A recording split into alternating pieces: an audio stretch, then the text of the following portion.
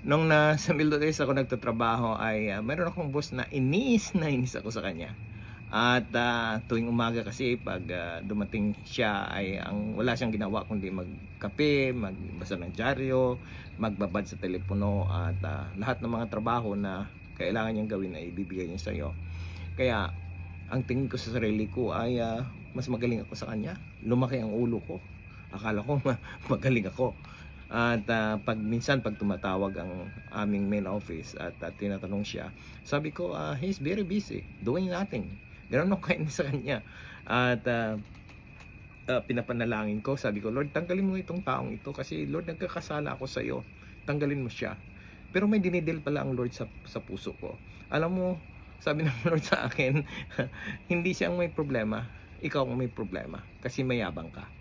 So, dinil ng Lord John at nakita ko yun na ito yung pala ang problema ko at kailangan ko lang baguhin ang pananaw ko sa aking boss.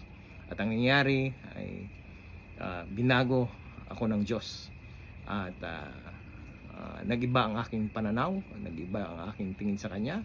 Hindi na ako naiinis at kahit anong gawin niya, okay lang ako.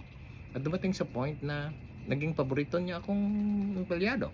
Kaya sabi ng James 4:6, God opposes the proud and gave grace to the humble.